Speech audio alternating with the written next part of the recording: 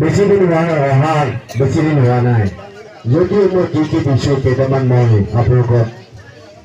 দেখুৱাই দিব বিচাৰিছোঁ।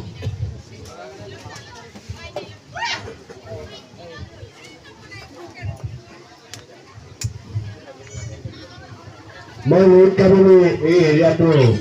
যাতে প্ৰটেকশ্যনৰ কাৰণে 26 কোটি দি এখন মতাৰি বনাই দিছোঁ। এখন মুখ্যমন্ত্ৰী প্ৰকল্পৰ কাৰণে পাতি চুকৰ পৰা বৰালি মৰালৈকে 3 কোটি টকা 3,24 লাখ টকা দিয়া হৈছে। পাতি চুক প্ৰকল্পত আৰু এটা দিয়া হৈছে 2,50 লাখ টকা আৰু পুলিচ দিয়া হৈছে 10 কোটি 60 লাখ টকা আৰু এইটো হ'ল ৰোড ওপৰলৈ যোৱা ৰোডৰ যিটো ৰোড এইটো গড়মূৰৰ পৰা পাতি চুকলৈ 19 কোটি 25 লাখ টকা দিয়া হৈছে দলঙৰ কাৰণে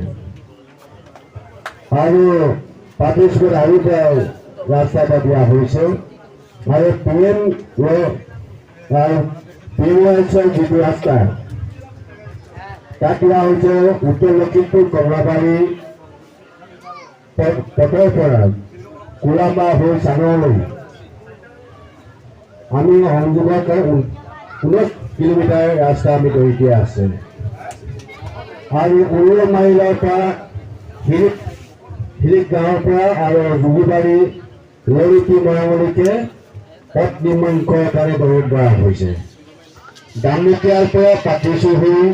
বৰালি মৰাৰ পথ আমি ধৰা হৈছে। বৰালি মৰাৰ পৰা গোপালপুৰ পথ ধৰা হৈছে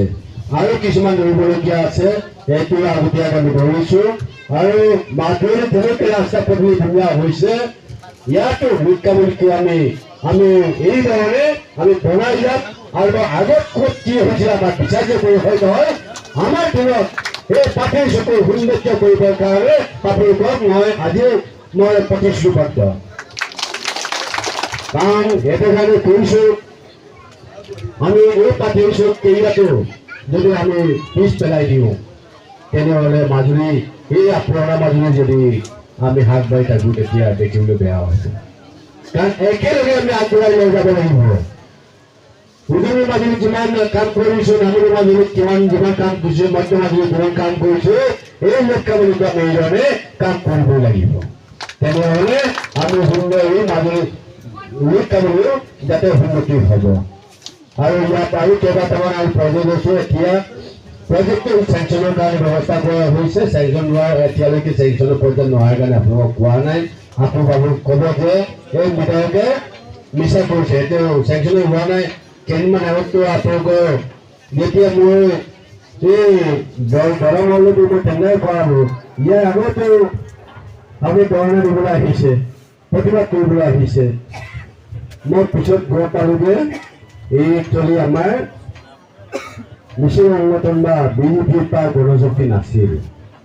এইটো CPM কিবা এটা দল আছে নেকি তেনেকুৱা দল এটাই আমাৰ মানুহৰ ৰাজহুৱা মানুহবিলাকক লগত লৈ মোৰ আগত মোৰ প্ৰতিবাদ কৰিবলৈ আহিছে মই আপোনালোকে গৈ দেখুৱাইছোঁ আপোনালোকে যিহেতু প্ৰতিবাদ কৰা এই দলংখনত মই 2 মাহ আগতে টেণ্ডাৰ কল কৰি অলৰেডি তাত মই ৰেডি কৰিলোঁ ইয়াৰ পিছত আপোনালোকে বাৰ ল'বৰ কাৰণে আমি ধৰ্ণা দিয়াৰ কাৰণে বা প্ৰতিবাদ কৰাৰ কাৰণে দলং দিছে বুলি ক'বৰ কাৰণে আপোনালোকে ইয়াত আহিব নালাগে বুলি কৈছোঁ।